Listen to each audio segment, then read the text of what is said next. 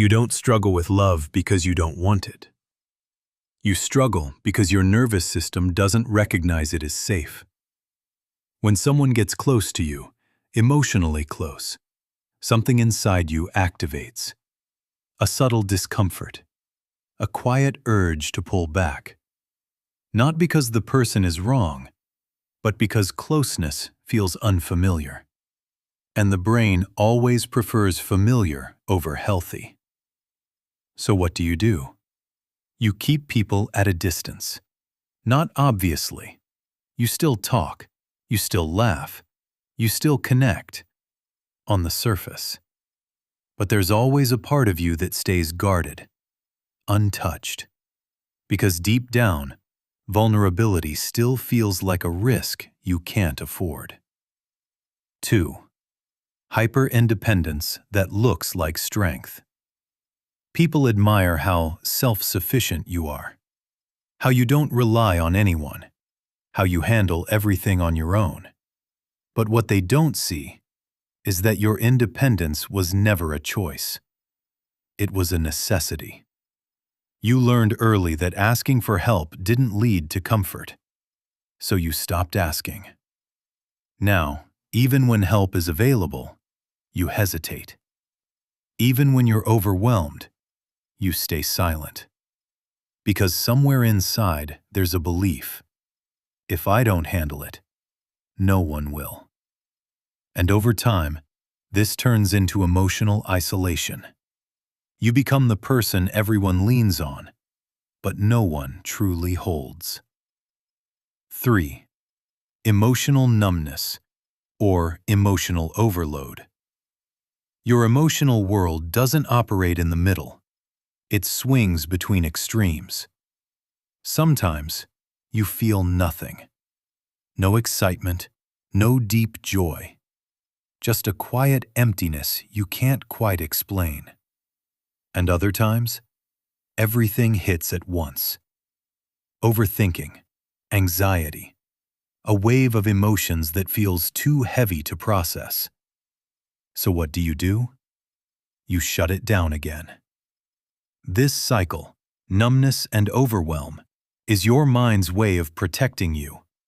Because as a child, you were never taught how to regulate emotions. You were only taught how to suppress them. 4. Overthinking every interaction. You replay conversations in your head. You analyze tone, words, facial expressions. Did I say something wrong? Did they mean that differently? Are they pulling away? This isn't insecurity in the usual sense. It's hypervigilance, a survival mechanism. As a child, you had to read between the lines. You had to sense emotional shifts to stay safe. Now, your brain does it automatically. Even when there's no real threat. Even when everything is fine. You're still scanning, still preparing, still trying to prevent something that may never happen. 5. Feeling alone, even with people. This is the most painful part, because it doesn't make sense. You can be surrounded by friends, family, people who genuinely care about you, and still feel completely alone. Not because they don't love you, but because a part of you doesn't know how to receive it. Connection requires openness, and openness requires safety. But if you never learned what emotional safety feels like, then even love can feel distant, unreal, like something you observe but never fully experience. 6. Self-sabotage in relationships. When something good starts to form, you feel it. That unfamiliar warmth, that growing closeness. And then, you pull away. You overthink. You create distance. You find reasons to disconnect. Not consciously, but automatically. Because deep down, there's a belief. if I get too close, I'll get hurt. So you leave first. Or you emotionally check out before the other person can. It's not that you don't want love. It's that your mind is trying to protect you from losing it.